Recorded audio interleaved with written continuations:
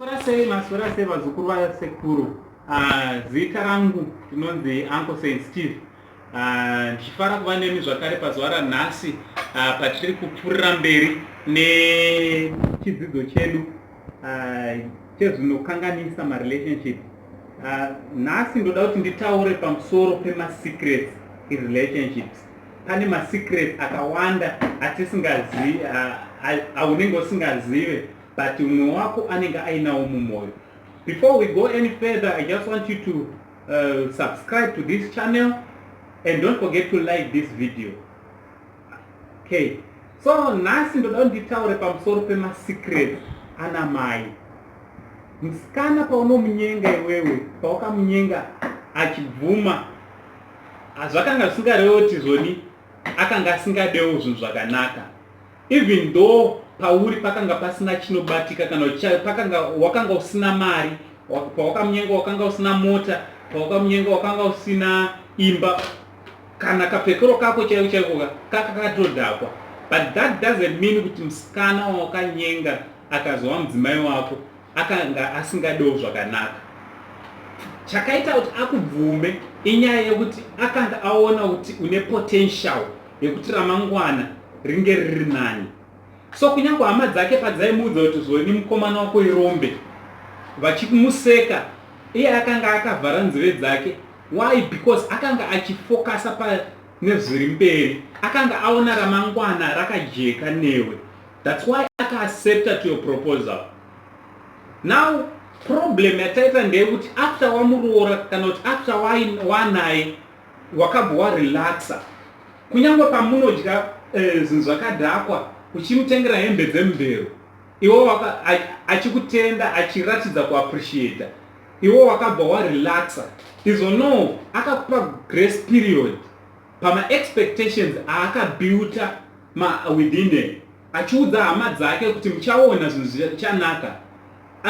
Akabuilda ma-expectations ekuti iwewe nemhosva yekuti you don't know, you keep on doing things uchisleka, but not knowing kuti akanga atova nema-expectations, atoona zviri mberi kutoti nepotential ine mukomana wangu, in 5 years time maybe ndichange ndisingati chatokwirawo makombi, in 5 years time or in 10 years time tinoita tovawo nekamba kedu. But iwewe wakabva wava so reluctant to an extent yekuti nekuda kwekuti anokusekerera haukwanise kuti unzwisise nekuziva kuti ane zvaanotarisira within her. And kana pane chinhu chandoda kuti uzive nhasi ndechekuti ladies vanhu vane moyo wakasimba to an extent yekuti havakwanise pane zvinhu zvavanochengeta mumwoyo chekuti havakwanise kukuudza iwewe, but mumwoyo make akazvichengeta. So I want you to know kuti usimbo wamunoita uyu baba mukuru zvinhu zvichakudhakirai. That's why paipai kuti munozoona kuti muri murelationship, anotanga kana aona kuti ma-expectations ake kana netime frame yaakanga akakuisirai kuti zvoni zvinhu zvichange zvanaka, hapana chiri kuimprove, hapana chiri kuchinja. In fact things are getting worse. Ndopa unongoona munhu akutanga ungoita hasha dzausingakwanisa kunzwisisa kuti dziri kubva nekupi. Izvo aiwa ane chigumbu mumwoyo chekuti she sacrificed herself kwauri. Dzimwe nguva akatoramba vamwe vakomana vakanga vari better than iwewe. Why?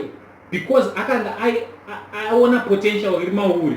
Sometimes nekuda kwakuti handiti takanzi rume risingadi rume risinganyepa hariroore. Wakamunyepera zvakawanda and she believed you kuti you are going to change your life with her. Handiti? So zvinhu unongozoona zvinhu zvaungota, zvinhu zvakutongochinja mumba muchisina mufaro.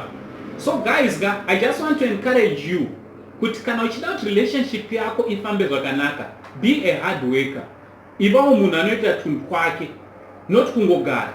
Hapana mukadzi, musanyeperwe guys. Hakuna mukadzi asingadewo mari, hakuna mukadzi asingadewo kufamba akagarawo kumother seat mumotikari. So beware, ugadzirise zvinhu. Never ever say zvinhu zvakaoma, because totori nevanhu vane mari dzavo. So today I just want to encourage you guys kuti gadzirai mari. Vakadzi rudo runonakidza kana paine mari. Usanyeperonzi rudo rwemari harusi right. Chama rudo rwomari ndo runototapira. Love need to be spiced. Saka ndo nyaya ndauya nayo nhasi. Don't forget to subscribe to my to this channel and share and also like. Kuitira woringa wesa wobaya bell icon kuitira kuti kana tazo uploada ma videos unge uchikwanisa kunge uchipiwa notification. Thank you very much for being with me today. My name is Uncle Steve. God bless you.